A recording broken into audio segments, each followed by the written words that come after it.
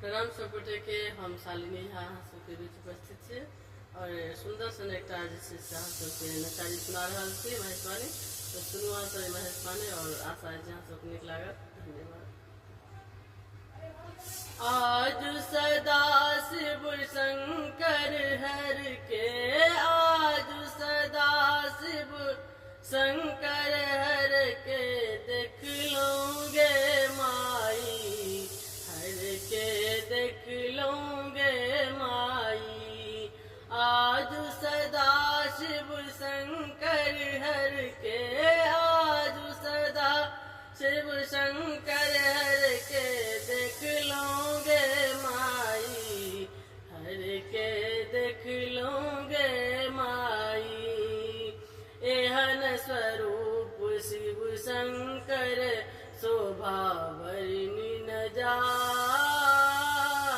एहन स्वरूप शिव शंकर के शोभा वर्णि न जाय। इनकर वयस परम लघु देखल, गौरी के वयस परम लघु देखल, लखी 15 तक जाय, हर के देख लूंगे माई।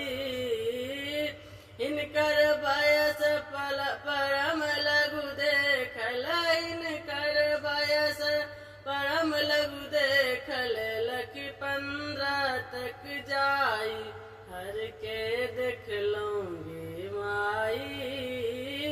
आज सदा शिव शंकर हर के, आज सदा शिव शंकर हर के देख लूंगे माई, हर के देख लूंगे माई।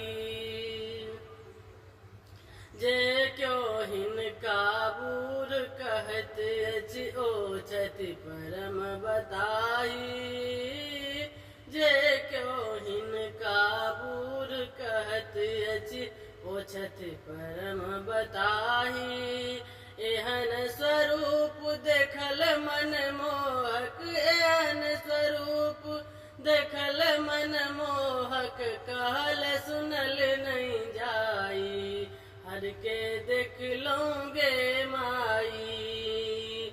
आज सदा शिव शंकर हर के, आज सदा शिव शंकर हर के देख लूंगे माई, शिव के देख लूंगे माई। देखत नील कंठ बर सुंदर चंद्र ललाट सुहाई, देखत नील कंठ बर सुंदर चंद्र ललाट सुहाई। मस्तक ऊपर मध्य जटा में, मस्तक ऊपर मध्य जटा में बैसल गंगा माई, हर के देखल गे माई, हर के देख लूंगे माई। आज सदा शिव शंकर हर के देख लूंगे माई, हर के देख लूंगे माई।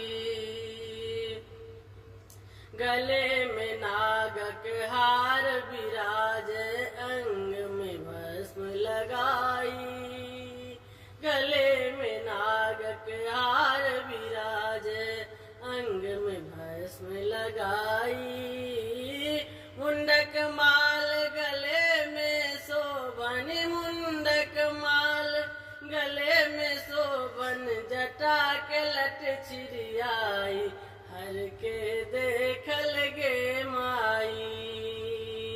बनहि विद्यापति सुनु है मनाइनी, देखू मेहनती लाई, बनहि विद्यापति सुनु है मनाइनी, देखू मनहित लाई। केहन उमत बर नारद जोहिले ला, केहन उमत बर नारद जोहिले ला, बर त्रिभुवन में नाही, शिव के देख लूंगे माई, हर के देख लूंगे माई। आज